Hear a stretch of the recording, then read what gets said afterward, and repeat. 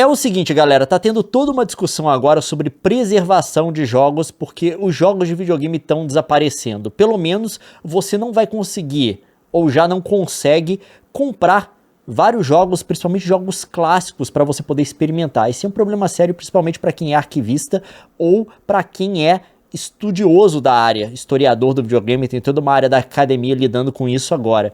E a gente recebeu a notícia, duas na verdade nessa semana, que tocam esse tópico, que é a SEGA vai tirar vários jogos clássicos de circulação. E aqui é a matéria do The Verge, e a gente tá vendo essa matéria aqui traduzida pelo Google Translate, tá, gente? Então dá perfeito. Vários clássicos da SEGA estão sendo retirados da lista. Garanta que você adquira os jogos aos quais deseja ter acesso antes que eles sejam retirados da venda em dezembro. E ele coloca vários jogos aqui, inclusive jogos de franquias famosas. Sonic, Golden Axe, Jet Set Radio, Crazy Taxi tá saindo também.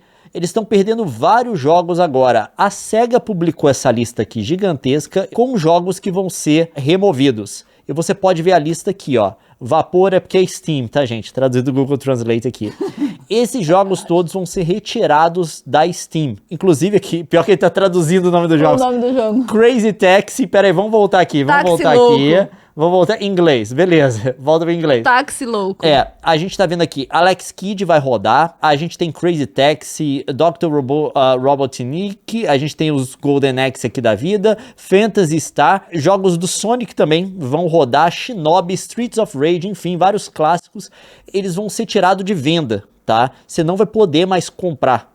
Se você tiver um desses jogos na sua biblioteca digital, você ainda vai poder baixar e jogar. Só que não existe mais comprar esses jogos. Não vai ter um jeito legal de você adquirir nenhum desses jogos, a não ser que você vá no mercado de usado para tentar adquirir alguma mídia física, ou a mídia física original deles, um cartucho e tal, ou de repente uma compilação CD onde eles tenham saído. E aqui a gente tem também os jogos de Xbox, tá? Eles vão tirar vários da biblioteca, Nintendo Switch, e a gente tem aqui também de PlayStation, eles vão tirar o Sega Genesis Classics. Quem vai sofrer mais é a galera da Steam, até onde eu sei. Então é o seguinte, isso entra nesse debate todo que estão tendo agora sobre preservação de jogos, porque esses jogos são meio que as obras de arte da nossa era, né, da era digital. A obra de arte mais representativa do momento em que a gente vive, porque a gente herdou formas de arte de outras eras, né, pintura, escultura, música, o cinema, né, também veio ali do início do século XX e tal, mas se tem uma forma de arte que exemplifica o momento em que a gente vive, a nossa era digital, essa forma de arte é o videogame, que é uma forma de arte que surgiu ou que evoluiu, né, durante a nossa vida. É uma coisa complicada. Como você faz se você não pode ter mais acesso legal a esses jogos? O que estão tentando fazer, e quem tentou fazer isso foi a Video Game History Foundation, que é uma organização para preservação e estudo de videogames históricos, da história dos videogames. Eles fizeram isso daqui, e aqui a gente tem a matéria do Ars Technica sobre o assunto, que é o seguinte: eles fizeram um apelo para uma isenção na lei de direitos autorais, tá? Para o US Copyright Office. O que acontece? Você tem nos Estados Unidos o que é o Copyright Office, que é o órgão do governo que lida com questões de direitos autorais. E você pode fazer um pedido para ele uma vez a cada 3 anos para ter uma isenção, uma exceção, seja aberta para você poder, entre aspas, quebrar o direito autoral de alguma coisa. O que eles autorizaram esse ano foi da galera para consertar as máquinas de sorvete do McDonald's na América do Norte. Porque se você não sabe, as máquinas de sorvete do McDonald's na América do Norte costumavam quebrar pra caramba, só que elas têm um software proprietário da empresa que vende essas máquinas. Se você for um filiado aí do McDonald's, só pode comprar dessa empresa, porque faz parte do acordo para você ser filiado. Você compra dessa empresa e só essa empresa pode consertar a máquina, porque você precisa de ter acesso ao software proprietário dela. Então toda vez que sua máquina quebrava, e ela quebrava bastante, você tinha que ligar para essa empresa e custava muito caro, coisa assim de centenas de dólares por hora para eles mandarem um técnico para poder consertar a sua máquina de sorvete no McDonald's. E normalmente é um conserto que é simples assim, você precisava reiniciar a máquina, só que você não consegue reiniciar a máquina sem ter acesso ao software proprietário. Então tinha que baixar um técnico lá, você tinha que pagar a hora dele só para ele dar um recomeço na máquina. E o que eles fizeram a reivindicação para esse Copyright Office nos Estados Unidos esse ano foi para abrir uma exceção para isso, para as empresas poderem quebrar a propriedade intelectual desse software e elas mesmas consertarem as máquinas, né? Sem precisar contratar essa empresa. Aliás, eles foram ver nessa empresa, 20% do faturamento dela era por manutenção das máquinas que ela mesma vendia, o que é um absurdo. E aí eles podem quebrar o direito autoral da máquina, eles podem acessar a máquina, tentar consertar ela, passar por cima do software, usar um software, hackear o negócio, tá? Nos seus termos que foram autorizados para os próprios proprietários consertarem as máquinas ou contratarem outra empresa da escolha deles para consertar essas máquinas. E eles fizeram pedidos semelhantes para essa questão toda de videogame. Qual era o pedido deles? Todo esse negócio da Video Game History Foundation era que, primeiro, eles produziram um relatório que eles fizeram sobre a disponibilidade de jogos. Ou seja, se você quiser jogar jogos que foram feitos durante a história dos jogos hoje, se você quiser baixar e jogar esse jogo por qualquer motivo, eles viram que 87% dos jogos clássicos que foram lançados nos Estados Unidos não estão disponíveis para compra. Você não pode adquirir legalmente. Não tem como. Na verdade, eles publicaram um número aqui, ó, que esse número de videogames clássicos disponíveis nunca chegou a 20%. As empresas não disponibilizam. Mesmo que você queira pagar dinheiro, não tem para vender. E qual que foi o pedido deles? Se eu entendi isso direito. Que foi para abrir uma exceção para que bibliotecas de videogames clássicos pudessem disponibilizar online, via emulação, para pesquisadores da área poderem jogar esse jogo. Tipo assim, você é um pesquisador, está estudando a história do videogame e não é para qualquer pessoa, tá? É para pesquisador. Não pesquisador, você pode ser jornalista também, não só acadêmico. Se você tem uma biblioteca de videogames históricos e uma pessoa entrar em contato com você, você pode disponibilizar esse jogo, um ISO dele, por forma online, para essa pessoa poder jogar via emulação do lado dela. Essa pessoa não precisa viajar e ir fisicamente no lugar onde você está, na sua biblioteca, para poder jogar esse jogo. Vira assim, eu estou fazendo a pesquisa aqui sobre jogos de Commodore 64, eu preciso jogar Giana Sisters pro Commodore 64. Eu não tenho como comprar esse jogo mais. Provavelmente deve ter um cartucho na internet que deve custar uma fortuna e você tem que achar um Commodore 64 que está funcionando ainda. Qual que é a alternativa? Alguém que está mantendo uma biblioteca preservando esses jogos pode simplesmente criar uma ISO do jogo e mandar para você e você poder jogar isso de forma legal. Obviamente, ilegal todo mundo já joga. O ISO está disponível na internet. Só que principalmente se você for pesquisador, a pessoa renomada, que é parte de uma instituição que não deixa você piratear as coisas porque ela pode ser responsável legalmente, né? Você não quer fazer isso, você quer ter acesso a uma cópia legal. Então toda a ideia era fazer isso, disponibilizar para essas pessoas, eu sou um pesquisador, você tem aí sua biblioteca de jogos clássicos, eu gostaria de ter acesso ao ISO desse jogo. E aí o que aconteceu? Ao anunciar sua decisão, o Register Copyright of the Library of Congress ficou do lado da Entertainment Software Association, porque contra essa fundação você tinha a associação das empresas que produzem jogos, tá? Eles têm uma associação, uma organização de representação legal para lobby e coisa do tipo. E outros que argumentaram que o acesso remoto proposto poderia servir como uma brecha legal para um arcade online de acesso gratuito que poderia prejudicar o mercado de relançamentos de jogos clássicos. Esse argumento ressoou no Copyright Office, apesar de um estudo da VGHF, Video Game History Foundation, que descobriu que 87 é aquele estudo que eu referenciei para vocês ali. Então, assim, gente, a gente tá tendo esse problema agora, que é a discussão sobre como você preserva e como você garante acesso a esse tipo de arte para as pessoas. É extremamente complicado isso, porque os jogos não estão sendo mais vendidos. Se você for comprar um jogo para jogar legalmente no mercado de usado, porque não tem como adquirir uma cópia original dele, digital ou física, a empresa que fez aquele jogo não está ganhando nenhum centavo. A única pessoa que está ganhando dinheiro é quem está te vendendo esse jogo usado, o ex-dono dele, né, que te vendeu. Então qual é o problema? A gente não poder criar uma situação principalmente para pesquisadores da área, para jornalistas, para acadêmicos e coisas do tipo, poderem ter acesso a esse jogo sem precisar adquirir uma mídia física.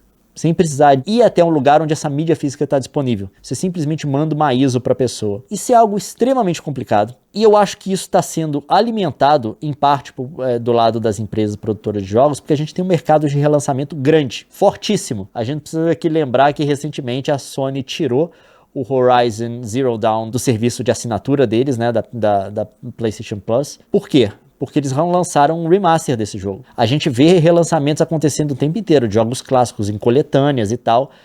Boa parte do valor que existe hoje da Nintendo Online, que é o serviço de assinatura da Nintendo para você jogar online, é que ela te dá acesso a esses jogos clássicos por assinatura, do Super Nintendo, Nintendo 64, Nintendo Game Boy. Se as pessoas tivessem acesso mais fácil a esse tipo de coisa, talvez não existisse um valor tão grande você pagar pra Nintendo pra ter acesso a esses jogos. Então, eu acho que é um problema muito grande. Tá? É um problema muito grande porque a gente está falando da história da arte da nossa era e essa coisa não é preservada ainda. Até se você for em biblioteca normalmente, eles não encaram isso como uma obra de arte que deve estar disponível para a galera. Você não encontra um catálogo de videogame tão extenso quanto você encontra filmes em DVD, por exemplo, para as bibliotecas que disponibilizam isso. Você não existe ainda essa mentalidade do videogame como arte. E de fato, não só é arte, mas é arte definidora da nossa época. Eu acho que, já que o pedido não é para esses jogos ficarem simplesmente disponibilizados online, mas você dá esse acesso para pesquisadores, isso daqui deveria ser permitido.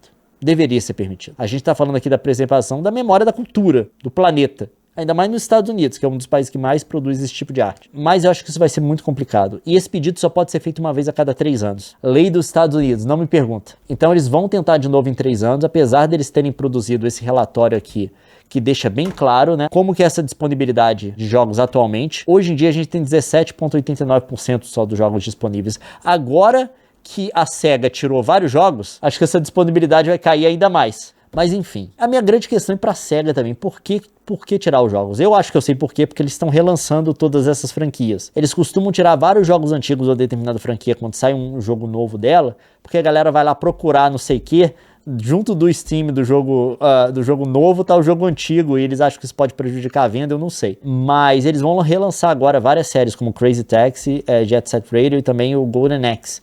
Vai ter jogos novos, eles anunciaram, não tem nada ainda, mas eles já estão catando os trecos do ar. Enfim, não tem o que fazer, a gente só tem que lamentar. E de fato, acho que a solução vai vir com uma bandeira de caveira e um tapa-olho, beleza? Não tem jeito. Não tem jeito. Como é que você preserva? Até as coisas que a gente tem em mídia física, essa mídia física eventualmente vai deteriorar, vai parar de funcionar. Um dia todos os cartuchos de videogame não vão funcionar. Os CDs também vão desgastar. Todas essas mídias físicas têm vida útil. A gente vai ter que transformar tudo em ISO e rodar em emulador.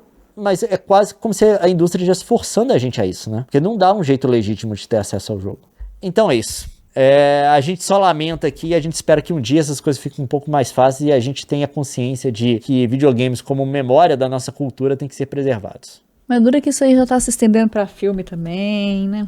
Realmente. O lance é que música a gente já tá perdendo, tem música que a gente já não vai conhecer, tem filme que a gente não vai conhecer.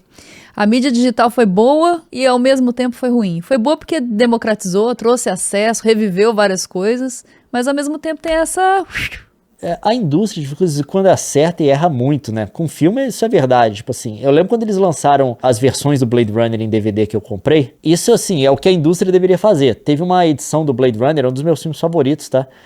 Do Ridley Scott, um filme bem antigo, é de ficção científica. Ele teve várias versões ao longo do tempo. Teve todo um drama dele porque o diretor estourou o orçamento, aí o estúdio tinha direito de fazer o próprio corte deles do filme, eles mudaram a edição do filme, adicionaram umas coisas no final, depois a galera falou, não, tem um outro corte, vamos voltar e fazer de novo, e nos anos 2000 agora eles reescanearam o filme, o Ridley Scott voltou com o orçamento e fez o filme que ele queria fazer desde o início.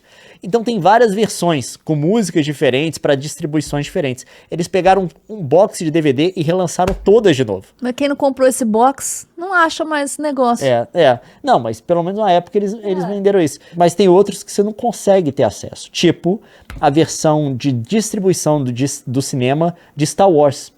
A New Hope, Uma Nova Esperança. Porque George Lucas foi modificando o filme ao longo do tempo, né? Ele adicionou coisa de CGI, colocou fala onde não tinha. Não, eles mudam uns trecos assim, colocou uns áudios e tal.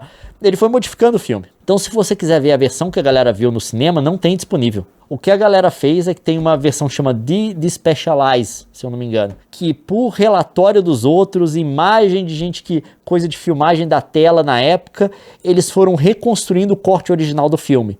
Pegando coisa do atual, tirando, colocando parte, pegando coisa que tinha de uma versão que foi num cinema de filme, escaneando e colocando de volta no filme.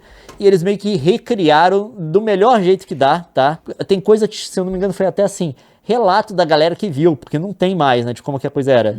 É o nível que nós estamos. A Remis D Specialized Edition. É criado por fã, tá? Não é oficial, obviamente é pirataço, que preserva as versões originais desses filmes. Porque, de fato, o treco foi mudando. E hoje em dia você consegue baixar isso, mas é só via torrent, né? Eu acho muito complicado isso. Acho o fim da falta de cuidado, né? Com o que vai ser preservado ou não. É a nossa história. Que não tem interesse comercial. vai perdendo a capacidade de gerar lucro, eles vão abandonando para liberar espaço para pôr outra coisa. É triste, cara. Inclusive, eles fizeram a versão especializada 3.1 do Retorno de Jedi, disponível esse ano, em março. Então, assim, gente, é triste, mas é verdade. A nossa arte está toda se perdendo aí. A gente gasta uma fortuna para manter uma estátua renascentista, mas as coisas que a gente faz agora a gente joga fora.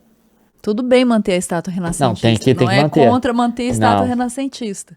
Mas tem que valorizar a arte da nossa era. Esse que é o problema, porque a galera não considera a arte, né? É engraçado, porque... Só vai ser considerado arte quando acabar e for só uma memória na cabeça do povo. Não, porque essas coisas, você pegar, tipo assim, essas coisas do Renascimento, eles eram considerados alta arte na época em que estavam sendo feitas, né?